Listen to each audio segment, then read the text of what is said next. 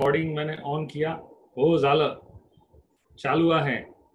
Ankita, focus कुठे ठेवणार? जेवणला focus ठेवणार की तू लेक्चरला फोकस ठेवणार? आणि तू रॉंग आन्सर देणार.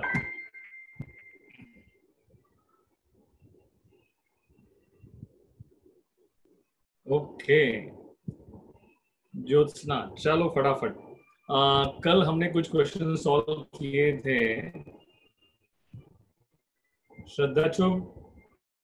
अंकिता बोल रही है श्रद्धा चुप.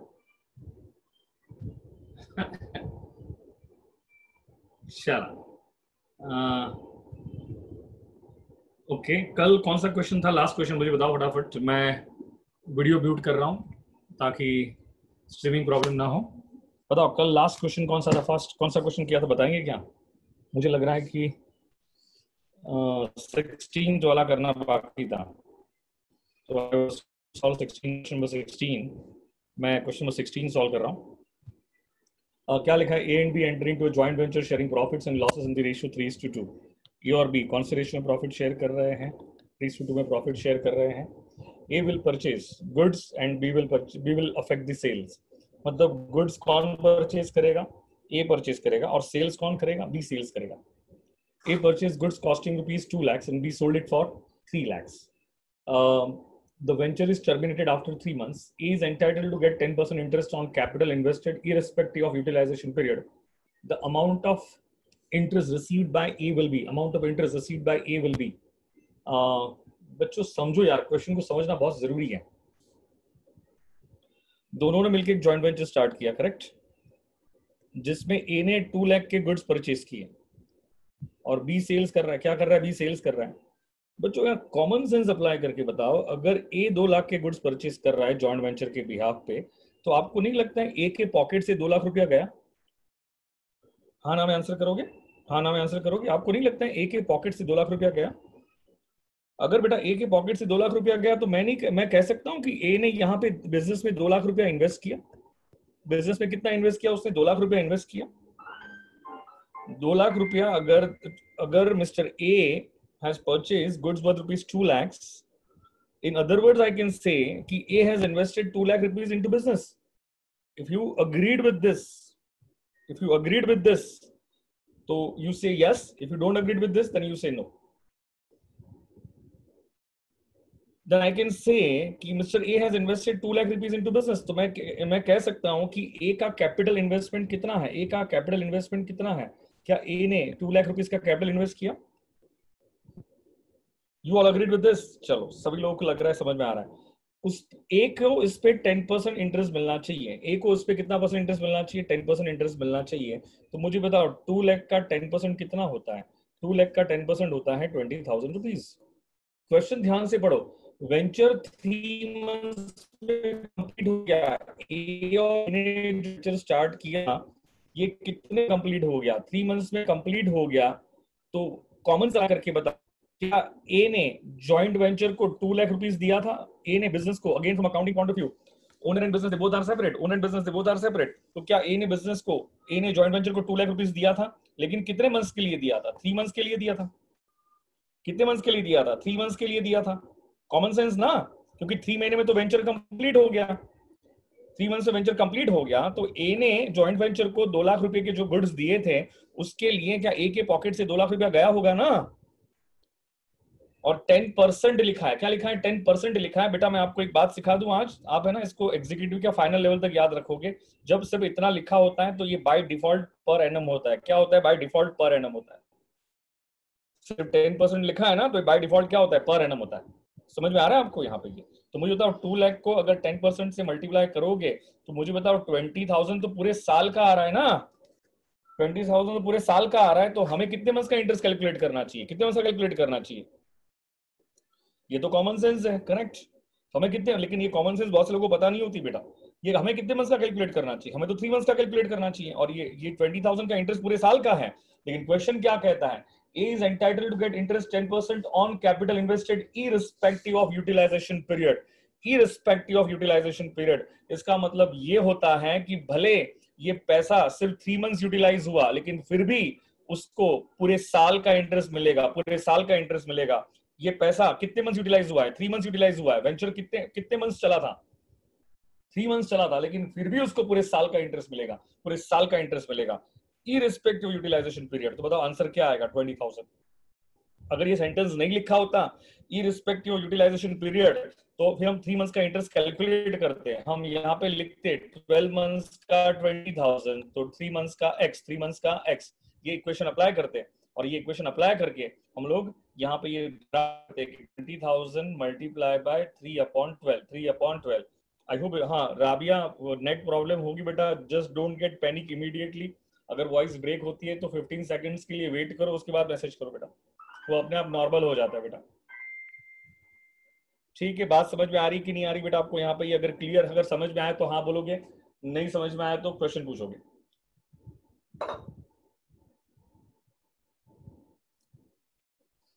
$20,000 इसीलिए मिलेगा क्योंकि क्वेश्चन में लिखा हुआ है A is entitled to get 10% interest on capital invested. तो ए ने कितना कैपिटल इन्वेस्ट किया था? 2 लाख रुपीस का, irrespective of utilization period, irrespective utilization period। इसका मतलब ये होता है कि मुझे बताओ, ए ने जॉइंट वेंचर को 2 लाख रुपए के, ए ने जॉइंट वेंचर को 2 लाख रुपया दिया ना, उससे गुड्स खरीदे, उसका मतलब 2 लाख रुपया दिया। आवाज नहीं आ रही है? Am I audible to, am I audible to everyone? Am I audible to everyone? मैं सब, मेरी आवाज आ रही है सबको?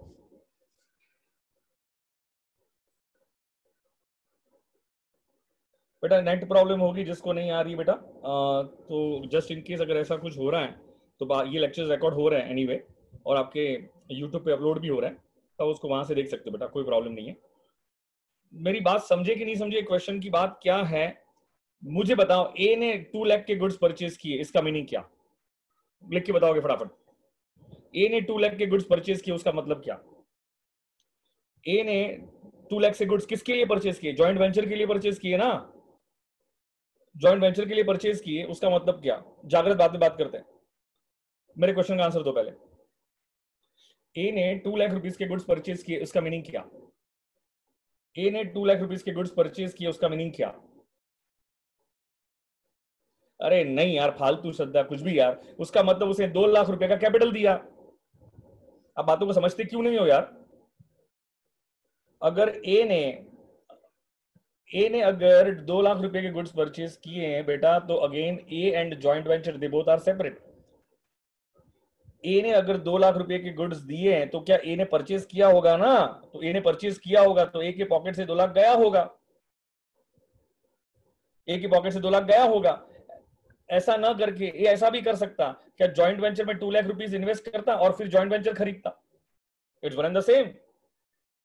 तो ए ने 2 लाख के गुड्स परचेज किए, उसका मतलब ये होता है कि ए ने 2 लाख रुपया बिजनेस में इन्वेस्ट किया। अरे साहिल यार प्लीज अब ध्यान देगा, मैं सब बातें बता दूंगा बेटा तुझे, हो गए ऑलरेडी अपलोड। मैं कॉन्सेप्ट बता रहा हूं, तो तू ये क्या पूछ रहा है ना, लेक्चर्स के बारे में क्या पूछ, कॉन्सेप्ट पे ध्यान देना यार। तो मुझे बताओ, ए ने अगर 2 लाख रुपीस के गुड्स परचेज किए, उसका मतलब ए ने 2 लाख रुपया कैपिटल इन्वेस्ट किया। अग्रीड? ये तो समझ में आया। क्वेश्चन कह रहा है उस पर 10% इंटरेस्ट दो। अब आपको इंटरेस्ट ऑन कैपिटल सिखाने की जरूरत थोड़ी है, पार्टनरशिप पे तो आए थे ना, ये तो बातें सीखी हमने। तो 10%, 2 लाख का 10% होता कितना है? और 10% कुछ भी नहीं लिखा, बाय डिफॉल्ट क्या होता है? पर एनम होता है। बाय डिफॉल्ट क्या होता है? पर एनम होता है। तो मुझे बताओ 2 लाख पे 10%, 2 लाख पे 10% कितना होता है? 2 लाख पे 10% होता है 20,000 रुपीज। कितना होता है? 20,000 रुपीज। लेकिन ये तो पर एनम है, तो ये 20,000 तो पूरे साल का हुआ ना। 20,000 क्या हुआ? पूरे साल का हुआ। और मुझे बताओ क्या ये जो वेंचर है, क्या ये 3 मंथ्स में कंप्लीट हो गया था? लिखा है क्वेश्चन में, मैं नहीं बोल रहा हूँ। 3 मंथ्स में टर्मिनेट हो गया था। तो मुझे बताओ ए का पैसा जो यूटिलाइज हुआ वेंचर में, वो कितने मंथ्स यूटिलाइज हुआ? 3 मंथ्स ही तो यूटिलाइज हुआ। तो क्या ए को पूरे साल का इंटरेस्ट मिलना चाहिए कि 3 मंथ्स का मिलना चाहिए? आइडियली तो 3 मंथ्स का ही मिलना चाहिए। कितने मंथ्स का मिलना चाहिए? 3 मंथ्स का ही मिलना चाहिए। आइडियली कितने मंथ्स का मिलना चाहिए? 3 मंथ्स का ही मिलना चाहिए, उससे ज्यादा नहीं मिलना चाहिए। आइडियली 3 मंथ्स का ही मिलना चाहिए। लेकिन क्वेश्चन कह रहा है कि A is entitled to get 10% interest on capital irrespective of utilization period। इसका मतलब क्या हुआ? irrespective of utilization period। इसका मतलब क्या हुआ? irrespective of utilization period। इसका मतलब ये हुआ कि भले पैसा 3 महीना यूटिलाइज हुआ लेकिन फिर भी उसको 12 महीने का इंटरेस्ट दे दो। कितने महीने का इंटरेस्ट दे दो? 12 महीने का इंटरेस्ट दे दो। तो मुझे बताओ ए को इंटरेस्ट कितना मिलेगा? 20,000 मिलेगा। इसलिए क्वेश्चन नंबर 16 का ऑप्शन क्या आएगा? ए आएगा। इससे ज्यादा नहीं समझा सकता हूँ बेटा अभी मैं। आई थिंक मैंने जब सबसे ज्यादा सिंप्लीफाइड कर दिया है। अभी जिसको नहीं समझ में आ रहा है उनको दिक्कत है। समझ में आया तो हाँ बोलोगे, नहीं समझ तो क्वेश्चन पूछोगे। फटाफट चलो, बहुत टाइम जा रहा है बेटा। एक एक क्वेश्चन के लिए अगर आधा आधा घंटा लूंगा ना तो एक एमसीक्यूज कभी कंप्लीट ही नहीं होंगे।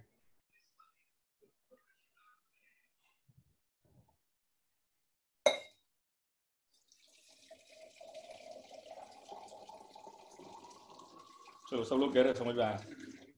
नेक्स्ट क्वेश्चन स्टार्ट करो फास्ट।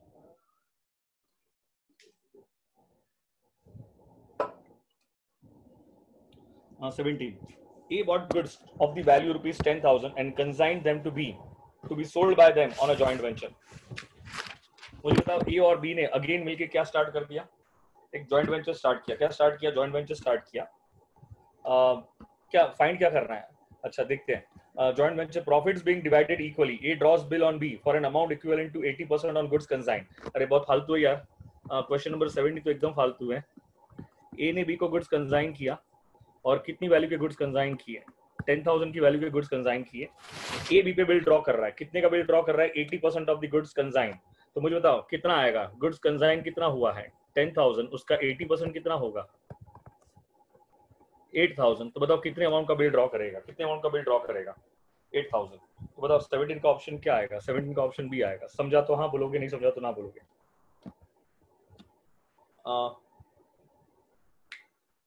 ओके 18th वाला क्वेश्चन वो सेम वैसा ही क्वेश्चन है। 18th वाला क्वेश्चन वैसा ही क्वेश्चन है। 18th वाला क्वेश्चन वैसा ही क्वेश्चन है, लेकिन क्वेश्चन रीड कर लो। क्या पूछा हुआ है? Find profit on venture. क्या पूछा हुआ है? फाइंड प्रॉफिट ऑन वेंचर पूछा है। Find profit on venture. अब मेरी बात को सुनोगे ध्यान से। हमें वेंचर का प्रॉफिट फाइंड करना है। क्या फाइंड करना है? हमें वेंचर का प्रॉफिट फाइंड करना है। रीड कर लो बेटा। वेंचर का प्रॉफिट फाइंड करना मैंने कल ही बताया था, एकदम सिंपल होता है। एक्सपेंस को क्या कर दो? डेबिट कर दो और इनकम को क्या करो? क्रेडिट करो। डिफरेंस आ गया, क्या होगा आपका? प्रॉफिट। खत्म। एक्सपेंस को डेबिट करो, इनकम को क्रेडिट करो, डिफरेंस जो आएगा वो क्या हो जाएगा? प्रॉफिट। खत्म।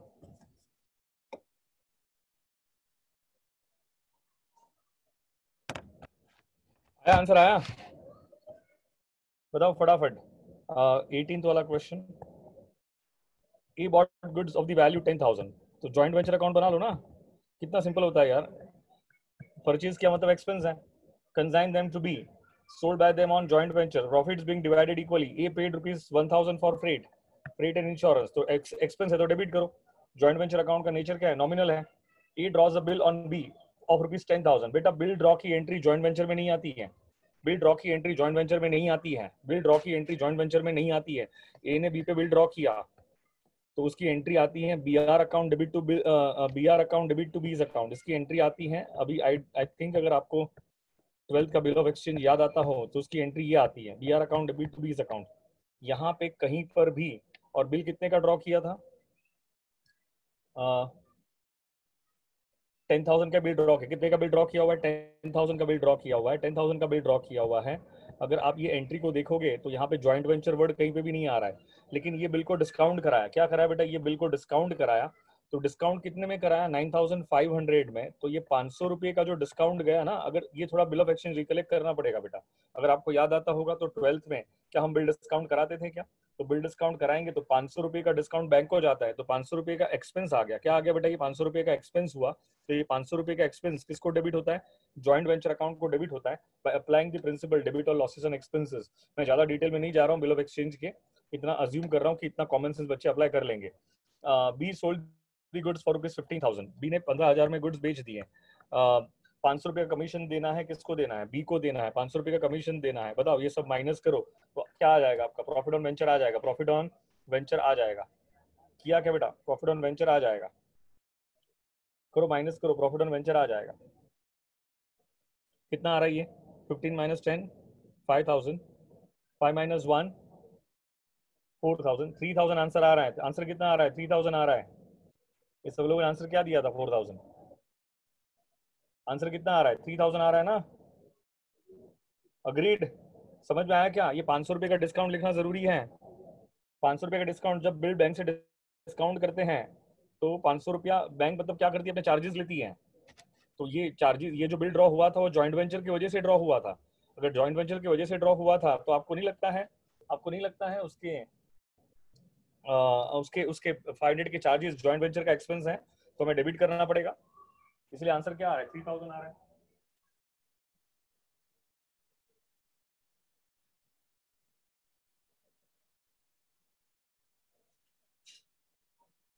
इसलिए आंसर क्या आ रहा है? 3000 आ रहा है। समझ में आया कि नहीं आया बेटा आपको? यहाँ पे समझ में आया तो हाँ बोलोगे, नहीं समझ तो ना बोलोगे। ओके, अब बताओ नेक्स्ट क्वेश्चन वही है, वही क्वेश्चन है, सेम क्वेश्चन है। सिर्फ इतना पूछा है, amount remitted by B to A, amount remitted by B to A. मैंने कल ही आपको सिखा दिया है बेटा कि किसकी बुक्स में हम अकाउंट, किसकी बुक्स में हम मतलब ये मुझे तो amount remitted by B to A, तो ये सेम सेट ऑफ बुक्स है कि सेपरेट सेट ऑफ बुक्स है? सेम सेट ऑफ बुक्स है। क्या है आपका? सेम सेट ऑफ बुक्स है। और सेम सेट ऑफ बुक्स में किसकी बुक्स में अकाउंट बनाएंगे? तो मैंने आपको लॉजिक बता दिया था, जो सेल्स करता है उसकी बुक्स में अकाउंट बना लो। किसकी बुक्स में अकाउंट बना लो? जो सेल्स करता है उसकी बुक्स में अकाउंट बना लो। तो बताओ क्या बी की बुक्स में अकाउंट बना सकते हैं क्या? कौन सा अकाउंट बनाएंगे? नंबर 1 जॉइंट वेंचर अकाउंट, और नंबर 2 कौन सा अकाउंट बना देंगे? A's account. कौन सा अकाउंट बनाएंगे? As account. एज अकाउंट बनाएंगे। देख लेते फटाफट क्या होता है। मुझे तो क्या लिखा है? A bought goods of the value 10,000।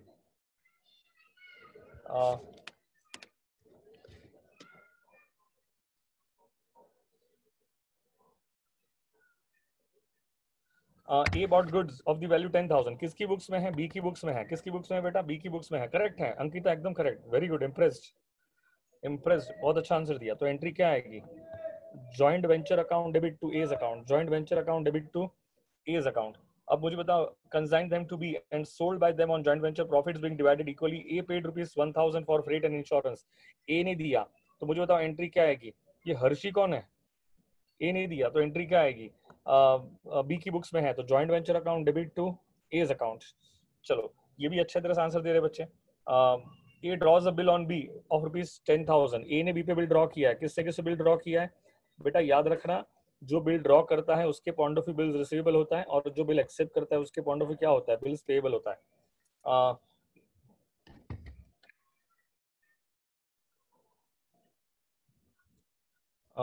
Okay, Harshi समझ में आ रहा है क्या? ये तो प्रॉब्लम हो जाएगी, बीच में आया तो बेटा आप।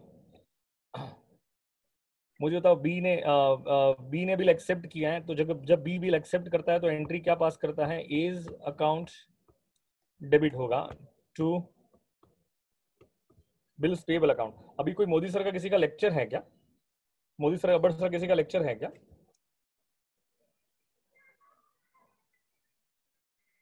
तो बच्चे क्यों भाग गए? यहाँ पे 16 बच्चे क्यों दिख रहे हैं? सिर्फ 16 बच्चे दिख रहे हैं सर।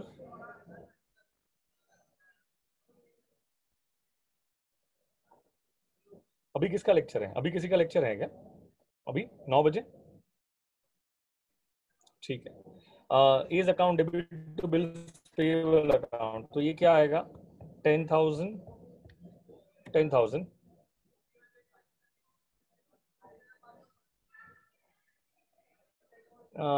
ठीक है।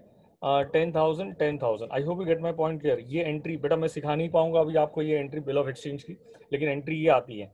बी ने एक्सेप्ट किया, तो एंट्री क्या आएगी? A account debit to bills payable account. हम किसकी बुक्स में है? बी की बुक्स में है, तो A's account debit to bills payable account. तो यहाँ पे क्या लिखेंगे? बिल्स पेएबल लिखेंगे। कितना लिखेंगे? 10,000 रुपीज। कितना लिखेंगे? 10,000 रुपीज। अब बताओ क्या है आगे? ए गॉट डिस्काउंटेड एट ₹9,500। क्या ए को 500 रुपये का डिस्काउंट बेयर करना पड़ा क्या? तो ए को 500 रुपये का डिस्काउंट बेयर करना पड़ा, तो मुझे बताओ जॉइंट वेंचर के लिए क्या है? ये एक्सपेंस है, और ए को क्या है? 500 रुपया पेएबल है। 500 रुपया क्या है? पेएबल है। अब मुझे बताओ आगे क्या लिखा है? B sold the goods for ₹15,000। B ने गुड्स बेचा, बी की बुक्स में है, तो एंट्री क्या आएगी? Cash account debit to joint venture account, cash account joint venture account. बताओगे फटाफट प्रॉफिट कितना आया? बताओगे फटाफट प्रॉफिट कितना आया? 15,000 माइनस 10,000 माइनस 1,000। कमीशन नहीं दिया है क्या इसमें? कमीशन दिया है कि नहीं दिया? हाँ कमीशन है ना, तो बी को कमीशन भी दिया हुआ है। बी को कमीशन दिया हुआ है, तो बोला एंट्री क्या आएगी? बी की बुक्स में है और बी को कमीशन मिल रहा है, तो एंट्री क्या पास करेंगे? Joint venture account debit to commission account, joint venture account debit to commission account. तो बताओ प्रॉफिट तो 3,000 ही आया, और क्या 3,000 का प्रॉफिट क्या इक्वली डिस्ट्रीब्यूट करेंगे क्या?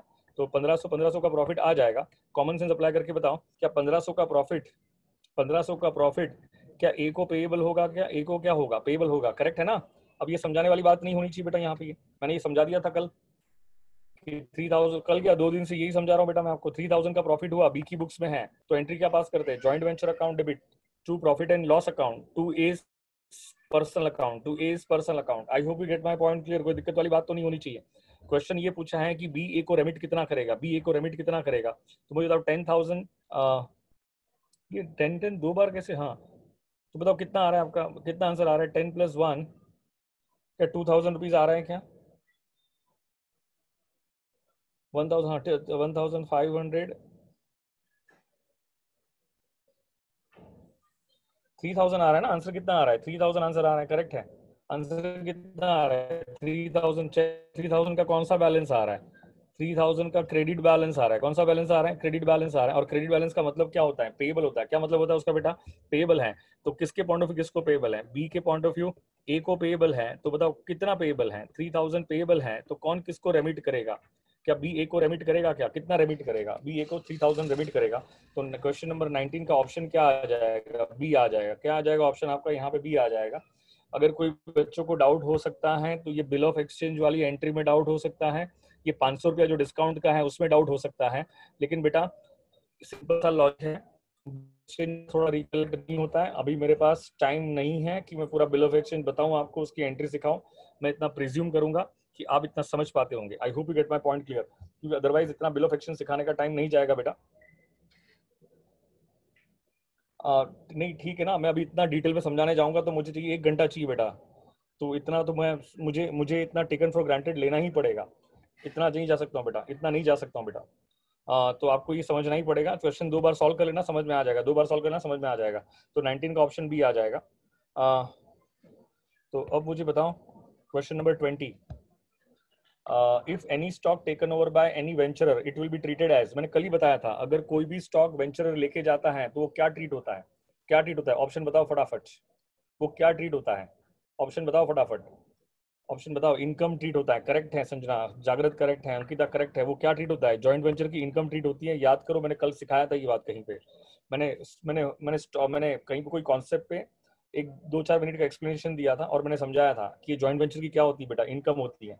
करेक्ट है बेटा, चलो धनाधन आगे बढ़ो बेटा, बहुत अच्छे बहुत अच्छे, बहुत बढ़िया, अच्छी तरह से आंसर दे रहे हो। Advise which of the following statement is true, advice करना है कौन सा स्टेटमेंट ट्रू है। Joint venture can be formed by a single person, फालतू वाली बात नहीं, तो फॉल्स है।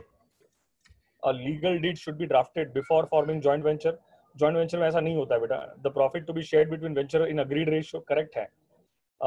सी वाला ऑप्शन करेक्ट है, कौन सा ऑप्शन करेक्ट है, जॉइंट वेंचर में, जॉइंट वेंचर के लिए कोई लॉ एप्लीकेबल नहीं है बेटा, जॉइंट वेंचर के लिए कोई लॉ नहीं है, कोई एक्ट नहीं है, इसलिए लीगल डीड की जरूरत नहीं होती है।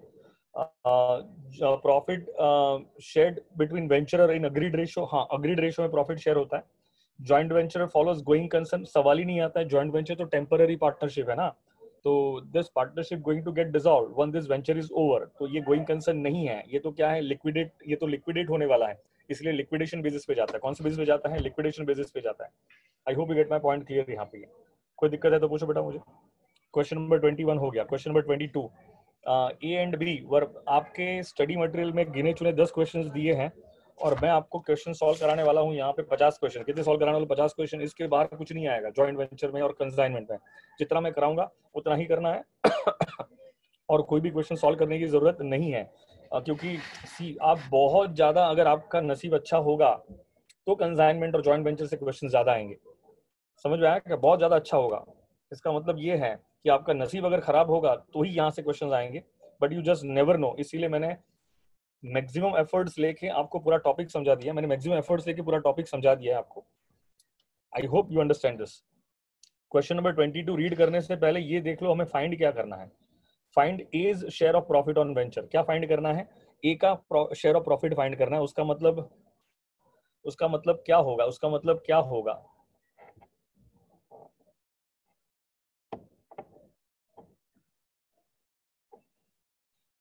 हाँ उसका मतलब जॉइंट वेंचर अकाउंट बना लो। कौन सा अकाउंट बना लो, जॉइंट वेंचर अकाउंट बना लो फटाफट। तो क्या जॉइंट वेंचर अकाउंट से क्या जॉइंट वेंचर का प्रॉफिट आ जाएगा क्या, और उससे क्या ए का शेयर फाइंड कर सकते हैं क्या। A and B were partners in a joint venture sharing profits and losses in the proportion of 3/5, 2/5. मुझे बताओ A और B कौन से रेशियो में प्रॉफिट शेयर कर रहे हैं? A और B 3:2 में प्रॉफिट शेयर कर रहे हैं. कौन से रेशियो में प्रॉफिट शेयर कर रहे हैं? 3:2 में प्रॉफिट शेयर कर रहे हैं. Respectively A supplies goods to the value of 80,000. मैं तो कह रहा हूँ एक्सपेंस को डेबिट करो. एक्सपेंस को क्या करो? डेबिट करो. इनकम को क्रेडिट करो. बात ही खत्म करो. And incurs expenses amounting to ₹6,000. कुछ सोचने की जरूरत ही नहीं है. एक्सपेंस आया डेबिट करो, इनकम आया क्रेडिट करो. B supplies goods to the value of 14,000. ये भी तो एक काइंड ऑफ एक्सपेंस ही है. तो क्या करोगे आप? उसको डेबिट करोगे. These expenses amounted to ₹2,000. उसके एक्सपेंस कितने हुए? 2,000. ये भी डेबिट कर दो. B sells goods on behalf of joint venture and realizes ₹1,50,000. Income है तो क्रेडिट करो, एक्सपेंस है तो डेबिट करो. B entitled to a commission 5% on sales. 1,50,000 का 5% कितना होता है? 7,500. ये भी तो एक्सपेंस है आपका. B settles his account by bank draft. Find out A's share of profit on venture. खत्म करो बात फटाफट. This minus this कितना आ रहा है प्रॉफिट, और A का शेयर निकाल लो.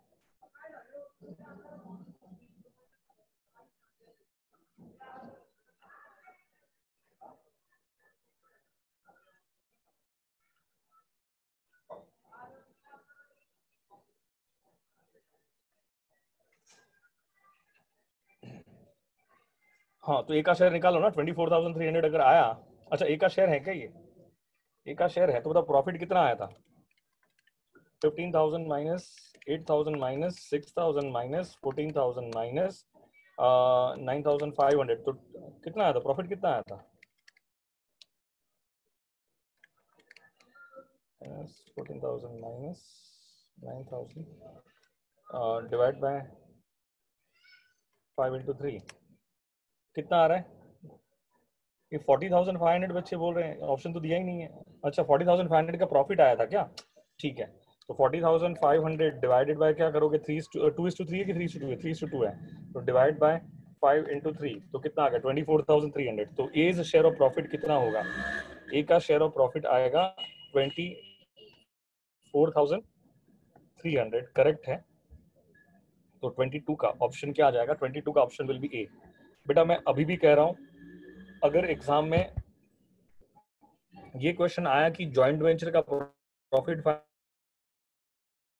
करो, कंसाइनमेंट का प्रॉफिट फाइंड करो, तो क्वेश्चन बहुत सिंपल है. क्वेश्चन बहुत सिंपल है. किसकी बुक्स में बना, कोई मगजमारी नहीं करनी. किसकी बुक्स में अकाउंट बनाओ, क्या फर्क पड़ता है भाई?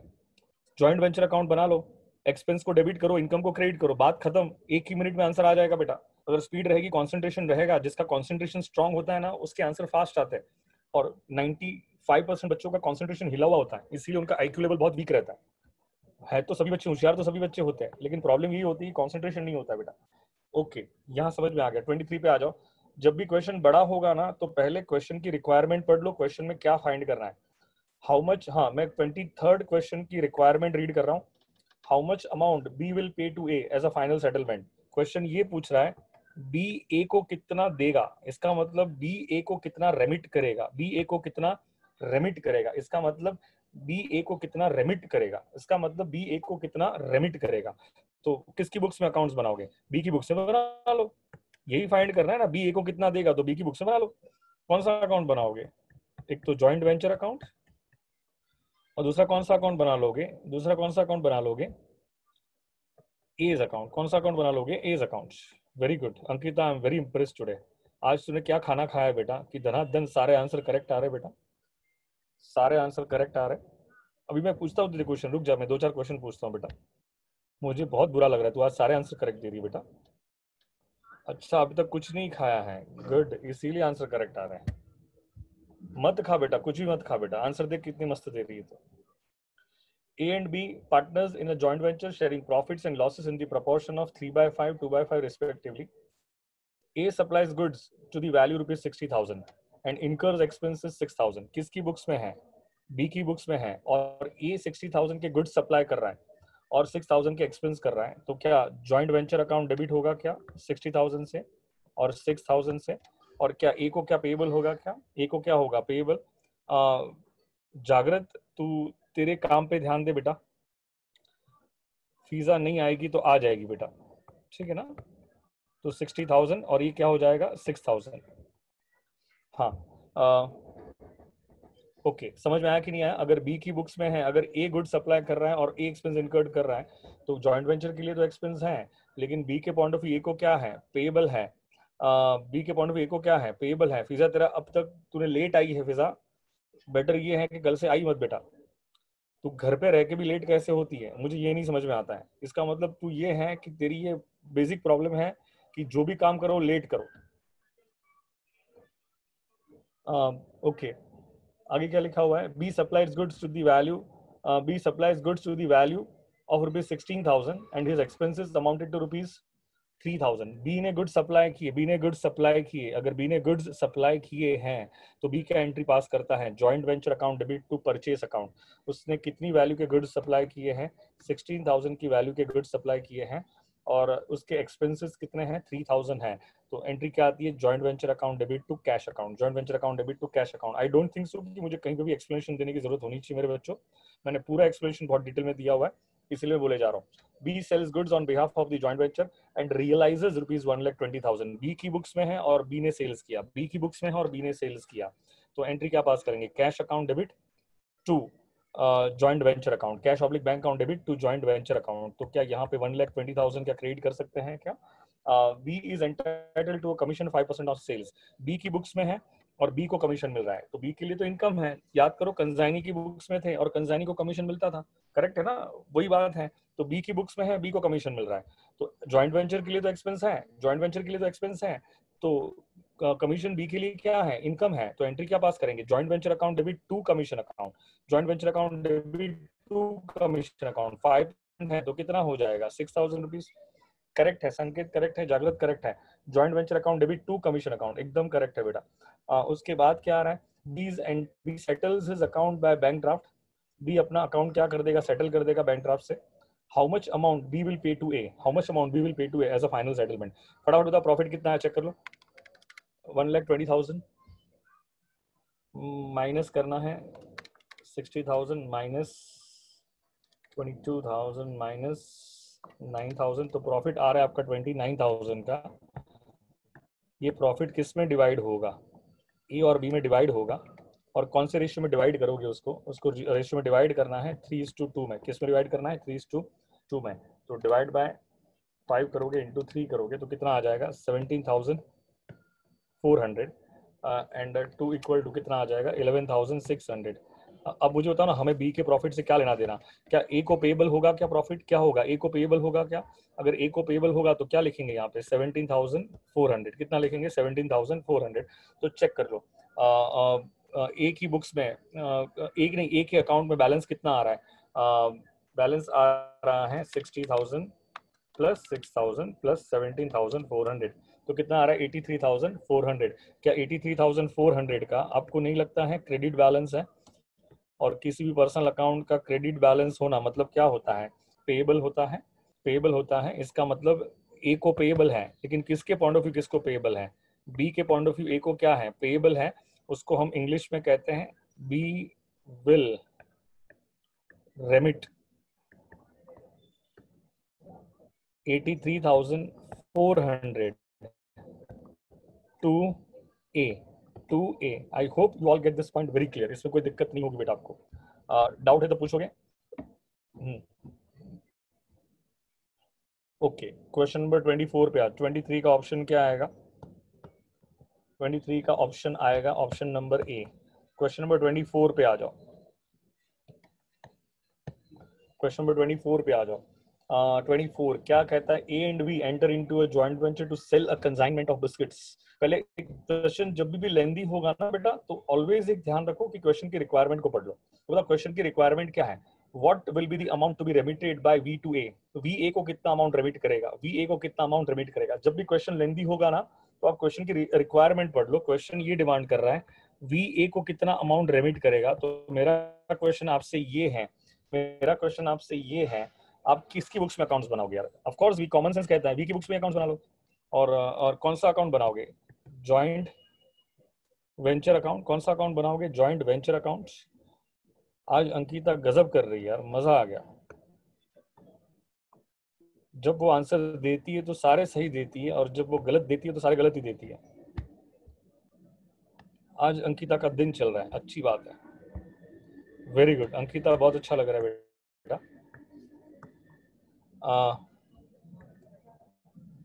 ऐसे ही रोज मत खाना खाया कर बेटा।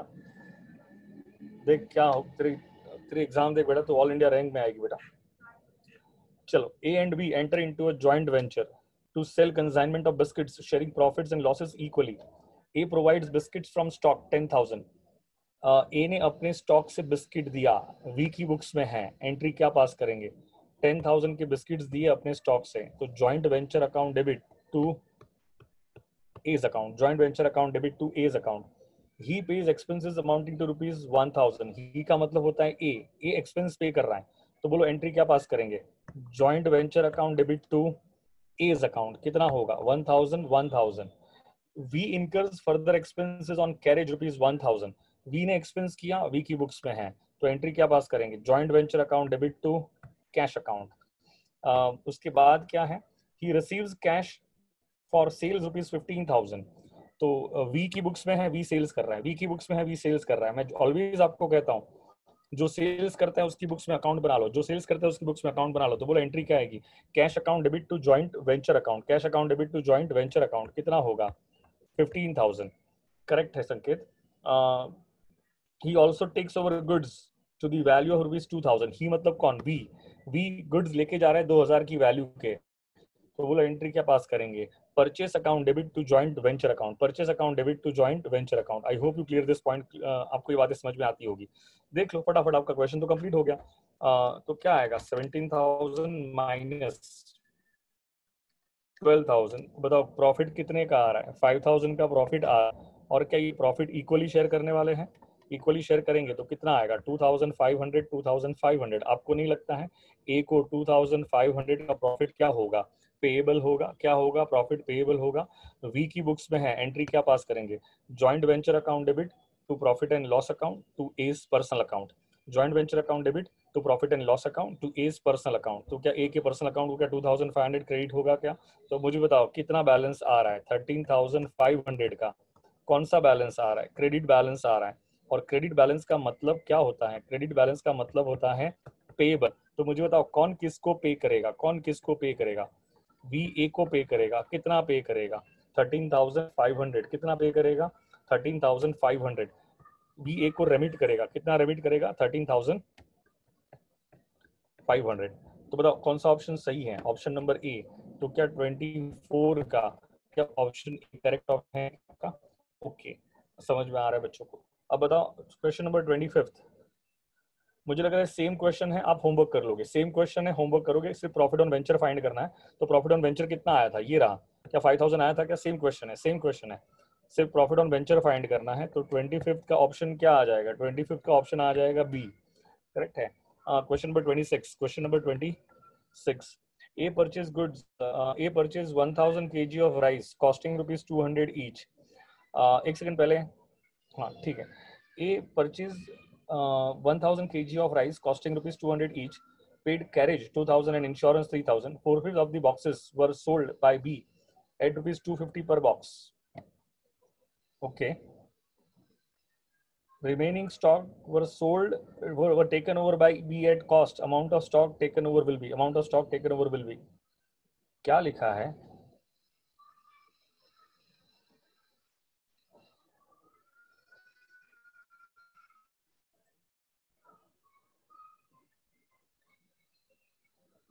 हाँ, सुनोगे मेरी बात को ध्यान से? क्या लिखा है? Listen me carefully. ए ने परचेज की कितने कितने KG of rice? 1,000 KG of rice. कितने में परचेज किए? 200 ईच, मतलब 200 पर केजी। इसका मतलब ये हुआ क्या? 2 लाख में परचेज हुआ। उसमें क्या करोगे? ऐड करोगे। क्या ऐड करोगे आप? 4/5 of the boxes were sold by. उसमें क्या, उसने क्या कैरेज का पे किया था? क्या क्या पे किया था उसने? कैरेज। बताओ कितना कैरेज पे किया था? 2,000। उसने और क्या पे किया था बेटा? कैरेज के साथ साथ उसने क्या पे किया था? इंश्योरेंस भी पे किया था। तो क्या ये इंश्योरेंस भी ऐड कर दोगे क्या? और इंश्योरेंस कितना पे किया था उसने? 3000। अरे याद करो यार, हम कंसाइनमेंट में क्या स्टॉक की टोटल कॉस्ट फाइंड करते थे कि नहीं करते थे? कंसाइनमेंट में हम स्टॉक का टोटल कॉस्ट फाइंड करते थे कि नहीं करते थे? तो स्टॉक के टोटल कॉस्ट फाइंड करने के लिए जितने भी नॉन रिकरिंग नेचर के एक्सपेंस होते हैं, ये सब नॉन रिकरिंग नेचर के एक्सपेंस हैं। क्या वो ओरिजिनल कॉस्ट में ऐड करेंगे कि नहीं करेंगे? तो मुझे बताओ, 1000 केजी राइस की 1000 केजी राइस की टोटल कॉस्ट कितनी हो जाएगी? 2,05,000। उसमें से कितना सोल्ड आउट हो गया? 4/5। बेटा 4/5 का मतलब होता है मैथ्स में 80%। क्या मतलब होता है? 80%। 4/5 करोगे तो 0.80 आएगा, एंड 0.80 इज नथिंग बट 80%। क्या होता है बेटा? 80%। कहीं पर लिख देना अगर नहीं समझ में आता है तो, कॉमन सेंस वाली बातें हैं। 4/5 का मीनिंग क्या होता है? 0.80 होता है। क्या होता है बेटा उसका मीनिंग? 0.80 होता है, और 0.80 का मतलब होता है 80%। अब मुझे बताओगे, क्या 1000 केजी में से क्या 800 केजी सोल्ड आउट हो गए? क्या करेक्ट है? तो अब मुझे बताओ, 800 केजी सोल्ड आउट हो गए, 1000 केजी का 80% कितना होता है? 800 केजी होता है ना। तो मुझे बताओ अभी भी कितना बच गया? 200 केजी बचा। कितना बच गया? 200 केजी। मुझे बताओ 200 केजी जो बच गया वो कौन लेके जा रहा है? Remaining stock were taken over by B at cost. Remaining stock were taken over by B at cost. Common sense apply करके बताओ 1000 केजी की कॉस्ट कितनी थी? 2,05,000। तो क्या इक्वेशन बन सकता है क्या कि 1000 केजी की कॉस्ट कितनी है? 2,05,000। तो टेल मी 200 केजी की कॉस्ट कितनी होगी? एक्स। बताओ 200 केजी की कॉस्ट कितनी आएगी? 200 मल्टीप्लाई बाय, ये तो वैल्यूएशन ऑफ क्लोजिंग स्टॉक जैसा हो गया, डिवाइडेड बाय 1000। बताओ कितना आ रहा है फास्ट? कितना आ रहा है फास्ट? बताओ कितना आ रहा है? 41,000। बस बात समझ में आई कि बाउंसर गई? बात समझ में आई? समझ में आया तो हाँ बोलोगे, नहीं समझ में आया तो ना बोलोगे बेटा, फटाफट। समझ में आया तो हाँ बोलोगे, नहीं समझ में आया तो ना बोलोगे, फास्ट। तो बताओ क्वेश्चन नंबर 26 का ऑप्शन क्या आएगा? ऑप्शन बी आएगा बेटा। एक एक single, every single question is important, हाँ, वेरी इंपॉर्टेंट। अब आप यू कांट एक्सपेक्ट कि मैं एक एक क्वेश्चन समझाने के लिए हाफ एन आवर लूँ। 50 क्वेश्चन है तो 50 क्वेश्चन समझाने के लिए 25 दिन जाएंगे। समझ में आया क्या? तो मुझे लग रहा है कि मैंने इतना थियोरेटिकल डिस्कशन डिटेल में किया था, तो अगर मैं इतना थियोरेटिकल डिस्कशन डिटेल में कर रहा हूँ, तो जब मैं एमसीक्यू सॉल्व करूँ तो it is very important, your concentration level should be very strong. अगर आपका कंसंट्रेशन लेवल अगर हिला हुआ है तो I won't be able to do anything. और एटलीस्ट मैंने आपको रिक्वेस्ट किया था, मुझे पता है जो भी रिक्वेस्ट करता हूँ उसमें से 90% बच्चे मेरी बात कभी नहीं सुनते हैं, लेकिन मैं उन 10% बच्चों के लिए बोल रहा हूँ जो इन्होंने अगर अपने आप सॉल्व किए होंगे ना, तो आज उनका कॉन्फिडेंस बहुत ज्यादा होगा। और जो बच्चे नहीं करते हैं उनका तो क्या भगवान भी मालिक नहीं है, तो मैं क्या कर सकता हूँ बेटा? तो वो 10% बच्चे ही अपना करियर बनाते हैं, और 10% बच्चे ही अपने को आगे लेके जाते हैं, अपनी कंट्री को आगे लेके जाते हैं। लेकिन बाकी के बच्चे 90% तो क्या है ना कि सिर्फ फॉलोअर्स हैं। वो सिर्फ फॉलो होने के लिए ही बने हुए हैं, वो लीड करने के लिए कभी नहीं बने हुए हैं। मुझे पता है इसमें से भी 90% बच्चे कभी नहीं करते कामकाज, लेकिन ठीक है, जो 10% बच्चे हैं जो मेरी बात सुनते हैं, उन्होंने किया होगा, उनको डबल बेनिफिट होता होगा। क्योंकि एमसीक्यू जितना टाइम कॉन्सेप्ट समझाने में नहीं गया था, उससे ज्यादा टाइम एमसीक्यू सॉल्व करने में जा रहा है। तो आप उसकी इंपॉर्टेंस को समझ पाते होंगे। आई hope you understand this. Question number 27। And actually क्या मुझे हर क्वेश्चन सॉल्व नहीं करना चाहिए यार, लेकिन फिर भी हर क्वेश्चन सॉल्व कर रहा हूँ क्योंकि मुझे बहुत डर लगता है जो बच्चा नहीं पढ़ता है उसके लिए। क्योंकि नहीं पढ़ता, वो नहीं पढ़ता है, आप कितना भी कर लो, वो कुछ भी कर लो, उसको नहीं पढ़ना है मतलब नहीं पढ़ना है, तो उसके लिए सॉल्व करना पड़ता है। अदरवाइज हर क्वेश्चन सॉल्व करने की जरूरत मुझे नहीं होनी चाहिए। मेरा तो क्या होगा कि मैं आपको गाइड दे दूं और 15 20 25 क्वेश्चन सॉल्व कर रहा हूँ, बाकी क्वेश्चन आपको अपने आप सॉल्व करने पड़ते हैं। लेकिन वो जो बच्चे नहीं करते हैं उनके लिए सारे क्वेश्चन सॉल्व करना पड़ता है। Okay, goods costing ₹10,000 destroyed by an accident, insurance claim is निल। बेटा जॉइंट वेंचर में याद रखना, goods destroyed by an accident, ये कौन सा लॉस है? एबनॉर्मल लॉस है। कौन सा लॉस है? एबनॉर्मल लॉस है। अगर याद आता होगा कंसाइनमेंट में हम एबनॉर्मल लॉस की एंट्री पास करते थे। नहीं भाई, नहीं भाई, मैंने कभी ऐसा, तुम लोगों ने जो ये बोल दिया ना नो एंट्री, वो तो आपने आंसर में टिक मार्क किया ना, इसलिए बोल दिया नो एंट्री। अगर मैं आपसे क्वेश्चन पूछूंगा ना जागृत और अन्य, आपको आप जस्टिफाई नहीं कर पाओगे, जस्टिफाई नहीं कर पाओगे। एबनॉर्मल लॉस की एंट्री नहीं, याद करो कंसाइनमेंट में क्या हम एबनॉर्मल लॉस की एंट्री पास करते थे कि नहीं करते थे? करते ही थे ना। नो एंट्री तो बता जागृत, उसका जस्टिफिकेशन क्या है?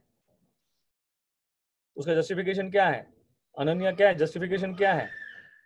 आपने बोल दिया नो एंट्री, तो आंसर देख के तो कोई बोल सकता है no entry, anyone can say no entry. Correct है? जस्टिफिकेशन बोलूंगा तो आपका आपका बोलना बंद हो जाएगा, जस्टिफिकेशन पूछूंगा तो कहने का मतलब ये है कि अभी फिलहाल याद रखोगे, मैं अभी जस्टिफाई करने नहीं जा रहा हूँ, बहुत टाइम जाएगा।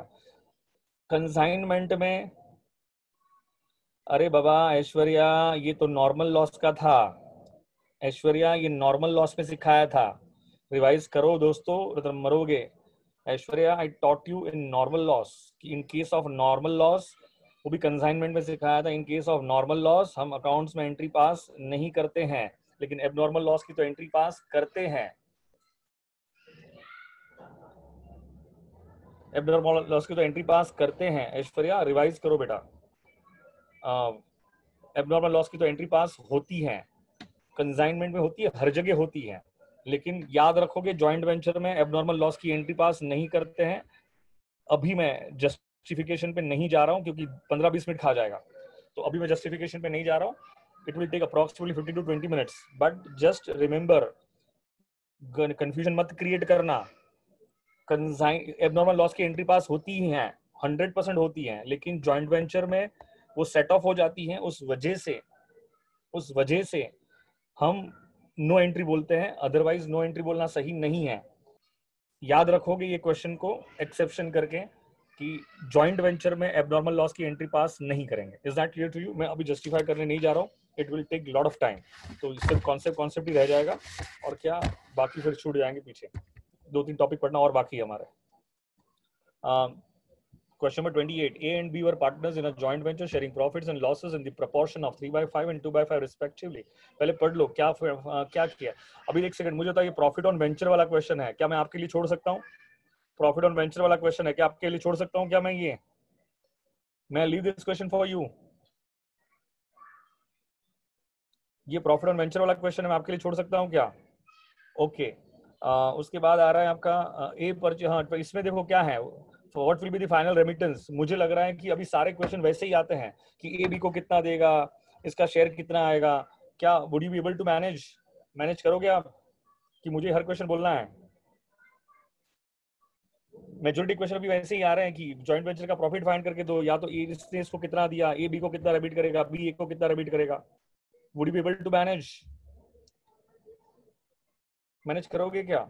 चलो तुम लोग मैनेज करो और मुझे डाउट पूछोगे, ठीक है? अभी ऐसे करते हैं क्योंकि बहुत करवाया, अभी सारे क्वेश्चन वैसे ही वही पैटर्न पे चल रहे हैं यार, और मैंने 25 ऑलमोस्ट 20 क्वेश्चन सॉल्व करा है। 20 एक इंपॉर्टेंट नोट लिख दो कहीं, मार्जिन में एक इंपॉर्टेंट नोट लिखो। मार्जिन में एक इंपॉर्टेंट नोट लिखोगे, मार्जिन में एक इंपॉर्टेंट नोट लिखोगे। इन case of joint venture,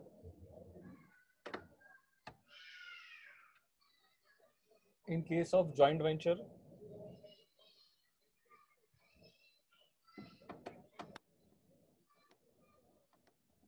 in case of joint venture we don't pass entry for abnormal loss. In case of joint venture we don't pass entry for abnormal loss.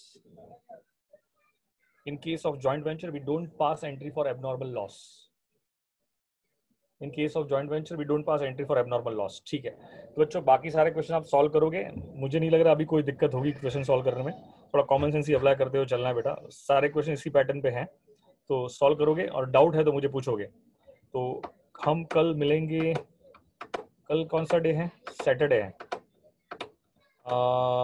I'll communicate, नहीं 5:30 रखते हैं, हम कल 5:30 को ही मिलेंगे। Just in case अगर कोई change करना है तो ठीक है ना, कल सैटरडे फिर मिलेंगे बेटा, 5:30 को मिलेंगे। जस्ट इन केस अगर मुझे कोई चेंज करना है तो मैं ग्रुप पे डाल दूंगा, ठीक है? चलो, विल सी यू टुमारो। पढ़ाई करते रहोगे। अच्छा, एक मिनट, इंपॉर्टेंट अनाउंसमेंट, एक मिनट, इंपॉर्टेंट अनाउंसमेंट, प्लीज ध्यान दो। मैं वीडियो ऑन करता हूँ।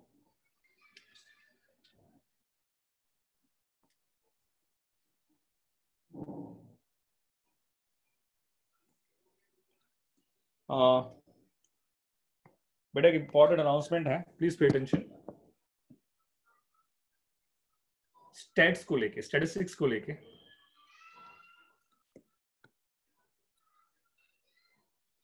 पुष्कराज सर ने प्रोबेबिलिटी का एक लेक्चर रिकॉर्ड करके दिया हुआ है, which is audio lecture. Problem क्या हो रही है कि पुष्कराज सर सोलापुर में है, और उनके पास ना लैपटॉप है, ना कंप्यूटर है, ना कुछ भी है। कि जब लॉकडाउन की वजह से आप वो जब यहाँ से गए थे तो उनको नहीं पता था कि लॉकडाउन इतना एक्सटेंड हो जाएगा, तो उस वजह से उनके पास कुछ भी नहीं है। और सेकंड, जूम नहीं कर सकते हैं क्योंकि नंबर 1 लैपटॉप नहीं उनके पास, और नंबर 2 मोबाइल पे भी जूम हो सकता है, लेकिन प्रॉब्लम ये आ रही है कि उनका वहां पे नेट कनेक्शंस नहीं आता है। तो उस सिचुएशन को ध्यान में रखते हुए उन्होंने मुझे प्रोबेबिलिटी का, अब ध्यान से सुना बच्चे हैं ना, मुझे पता है अपने बारे में कभी नहीं सोचते हैं, और मैं हर दिन ये बोलना भूल जाता था। ध्यान से मेरी बात सुनोगे। पुष्कराज सर ने प्रोबेबिलिटी का एक ऑडियो लेक्चर रिकॉर्ड किया है। क्या रिकॉर्ड किया है? Audio lecture. लेकिन उन्होंने उसमें जो उनको लिखना था वो पहले पीस ऑफ पेपर पे लिख दिया है, मतलब उनका लिखा हुआ भी है, और उसी को जो लिखा हुआ है उन्होंने ऑडियो में रिकॉर्ड किया है, समझाते समझाते समझाते, और कुछ क्वेश्चन भी सॉल्व किए हैं। मैं अभी आपके ग्रुप पे शेयर करता हूं, प्लीज मैं आपको रिक्वेस्ट कर रहा हूं कि आप लोग उसे देखोगे। और एक और लेक्चर पुष्कराज सर रिकॉर्ड करके देने वाले हैं। पुष्कराज सर ने कहा कि ये 2 टॉपिक पढ़ाना नहीं हुआ था पॉसिबल, ये 2 टॉपिक पढ़ाना पॉसिबल नहीं हुआ था, तो वो 2 टॉपिक के audio with write up, audio with write up, audio with write up आपको देखना है। और उसके बाद जितने भी रिवीजन लेक्चर्स हैं, जितने भी क्या हैं आपके रिवीजन लेक्चर्स हैं, रिवीजन लेक्चर्स यूट्यूब पे अपलोडेड हैं। दिसंबर 2019 के प्लेलिस्ट में जाके जितने भी रिवीजन लेक्चर्स हैं, सारे रिवीजन लेक्चर्स देखोगे, सारे रिवीजन लेक्चर्स देखोगे। कल से आपका स्टैट्स का, कितने लोगों ने स्टैट्स पढ़ना चालू किया है और कितने लोगों ने आज तक पढ़ा ही नहीं है? जिसने पढ़ा है वो हाँ बोलेगा, आज तक पढ़ा ही नहीं हो ना बोलेगा। कितने लोगों ने स्टैट्स पढ़ना चालू किया है? हाँ सर, हाँ। नहीं पढ़ा है वो ना बोलेगा, तो उसके लिए मैं अलग से प्लानिंग देता हूँ। साहिल बोल रहा है ना, हाफ के ऊपर हो गया है। यश बोल रहा है, फिजा बोल रही है ना। फिजा यार तुझे तो समझ में नहीं आता बेटा कि मुझे कुछ करना चाहिए यार लाइफ में। ना पढ़ाई पढ़ा है थोड़ा थोड़ा। अंकिता, श्रद्धा ना।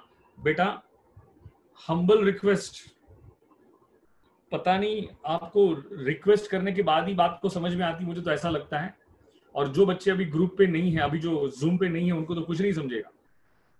It's an humble request to all of you. Stats fail करा देगा आपको।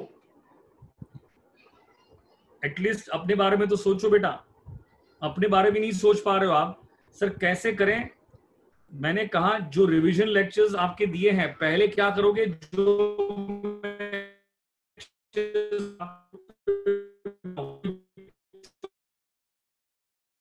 लेक्चर्स ऑडियो, हाँ, और उस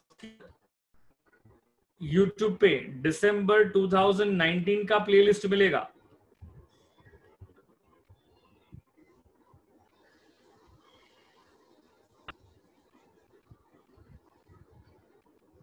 उसके बाद यूट्यूब पे दिसंबर 2019 का प्लेलिस्ट मिलेगा, उसमें सारे लेक्चर्स है, उसमें सारे लेक्चर्स हैं, उसको देखोगे। रिवीजन लेक्चर्स हैं, और सर ने मैराथन भी लिए हैं, वो मैराथन भी देखोगे।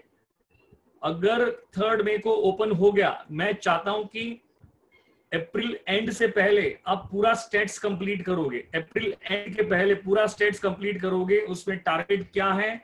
ऑडियो क्लिप्स जो मैं आपको भिजवा रहा हूं, अब भी मैं फॉरवर्ड कर रहा हूं आपको, ऑडियो क्लिप्स प्लस दिसंबर 2019 के प्लेलिस्ट के revision lectures plus marathon lectures. Plus क्या होगा आपका? Marathon lectures. इतना देखना नहीं है, साथ में लिखना भी है, क्योंकि stats is a practical subject. If you don't write you won't be able to understand anything. तो आपको लिखना भी है, देखना भी है, तो साथ में आपको लिखना भी है, देखना है और लिखना है। और बेटा जैसे ही अगर बाय ग्रेस ऑफ गॉड अगर 3 मई को ओपन हो गया, तो पुष्कराज सर पूरा 15-20 दिन आके पूरा कवर अप कर लेंगे। लेकिन अगर आपने नहीं किया होगा, we just don't know about this, हो सकता है कि लॉकडाउन 3 मई से भी आगे जाए, हमें पता नहीं है बेटा। इसीलिए मैंने आपको प्रॉपर गाइड कर दिया है कि स्टेट्स को लेके आपको क्या अप्रोच फॉलो करना है। आई होप समझ में आया तो हाँ बोलोगे। और कल से नहीं, अभी से स्टार्ट करोगे। थियोरेटिकल सब्जेक्ट में है ना, भागने की जरूरत नहीं है। अगर मोदी सर का, अब्बर सर का लेक्चर एक बार नहीं देखा तो चल जाएगा, वो रिकॉर्ड हो जाता है यूट्यूब पे। क्योंकि वो थियोरेटिकल है, वो मैनेज हो जाएगा। आप जो मरते हो प्रैक्टिकल में मरते हो बेटा, प्रैक्टिकल में प्रॉब्लम हो जाती है। इसीलिए मैं रिक्वेस्ट करता हूं कि थोड़ा समझदारी से काम लेंगे, थोड़ा से लगाएंगे कि पहले प्रैक्टिकल सब्जेक्ट्स को अच्छी तरह से करें और थियोरेटिकल सब्जेक्ट, देखो मैं समझाता हूं, जो सब्जेक्ट पढ़ने में बोर होता है उसको उस टाइम पे करो जहां पे आप सबसे ज्यादा फ्रेश हो, और जो सब्जेक्ट अच्छा लगता है उस टाइम पे करो जहां पे आप थक गए हो। समझ में आ रहा है क्या? तो मतलब आपका दिमाग जब बोर हो रहा है तो ऐसा सब्जेक्ट पकड़ो कि जो आपको अच्छा लगता है, तो थोड़ा पढ़ने को मन करेगा। और जनरली थियोरेटिकल सब्जेक्ट में प्रॉब्लम किसी को नहीं आती है, वो मैनेज हो जाएगा। एंड में मैराथन बहुत होते हैं तो सब मैनेज हो जाएगा, लेकिन जो मैनेज नहीं होना है वो प्रैक्टिकल सब्जेक्ट्स हैं। मैं एक्चुअली बोलना भूल गया था, मुझे आज याद आया है तो मैंने रिपीट कर दिया है बेटा, और कैसे करना है मैंने आपको समझा दिया है। आई होप आप अपनी खुद की ओन रिस्पॉन्सिबिलिटी को समझ के आपके करियर के लिए खुद के लिए करना है तो खुद के लिए करोगे। चलो हम लोग कल मिलेंगे, तब तक के लिए tata bye bye, take care. Stop sharing, recording भी स्टॉप कर रहा हूँ।